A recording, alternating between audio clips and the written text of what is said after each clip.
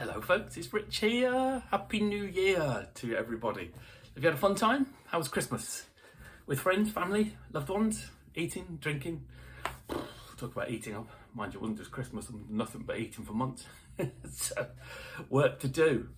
So I just wanted to say as well as I hope the new year is what you make of it.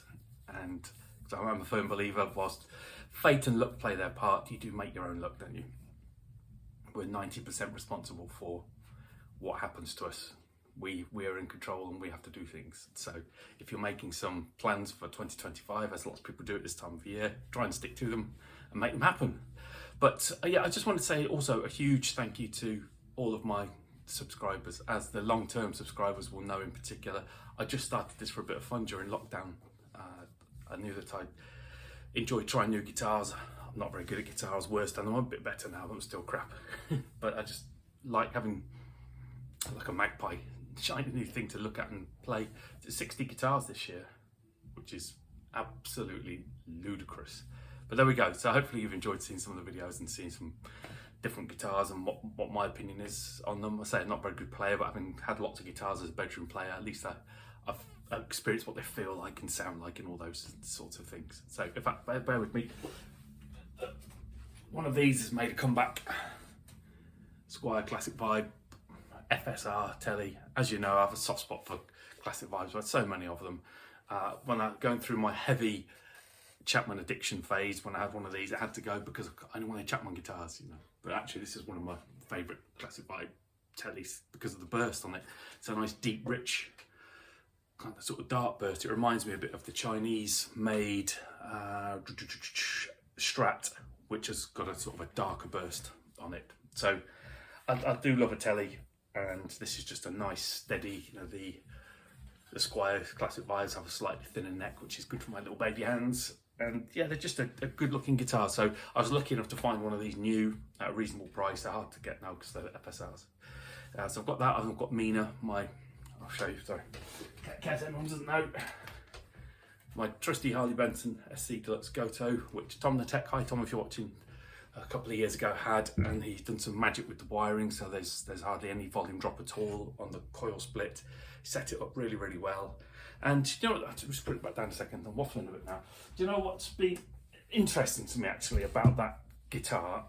So I'm not really a single cut guy, and I don't particularly like jumbo frets. So whilst it was a gift from my wife, and I'm super grateful, and it has a special place in my heart, it was never my favourite guitar to play.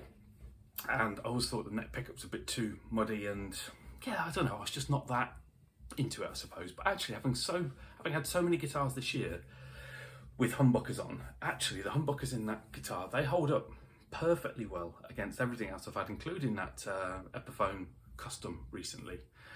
Yes, those pickups, a bit more clarity, and I'm going to change my wording from the neck pickup on the Harley Benton from muddy to warm and round, because with my EQ pedal, I EQ it slightly so it's got a little bit more treble response. Honestly, there isn't a neck pickup on any guitar I've had that is as smooth, warm and creamy sounding as that. And the bridge is perfectly good. So actually, yeah, those pickups in that guitar are every bit of everything that I need. And because I've chopped and changed guitars a lot, and whilst I've been waiting for new ones to arrive and so on, I've been playing that a bit more. It's grown on me to play. So the guitars that I'm stepping into 2025 with are this new Classic Vibe, and I've got a PRS NF3 arriving tomorrow, which I'm hoping will be my kind of Strat style guitar, and that I like because it's something a little bit different. The other PRS is being exchanged effectively for the NF3. The NF3s are a little bit pricey, but Anderton's had a deal on this particular one. It's $599, and I couldn't resist it. So yeah, so just those three, and other than that, I don't really know what next in terms of guitars. I certainly won't be 60 next year, or anywhere near that. I'm kind of planning really just to probably have half a dozen. I only actually want to own kind of 5 or 6 at any one point to cover all bases. Anyway, waffle, sorry. So, and the last thing to say is there won't be any, I'll do a quick video tomorrow when the NF3 arrives, and there won't be any videos for a while. I start my new job next week, and it's going to be absolutely full on. I'm away from home a bit. It's going to be the busiest most challenging job I've had in some years.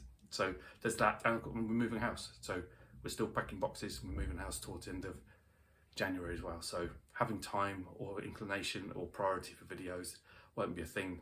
There won't be any new guitars coming in during that period either. So yeah, so probably won't be a video for a month or so. So it's just a huge thank you really to everyone, and all the new subscribers this year as well. Like I say, it's always just been for a bit of fun, but it's flattering that there's nearly 3,000 people who have got an interest in me. So there we go. And yeah, so I'll catch you tomorrow for the NF3, and then I'll see you again in a month or so.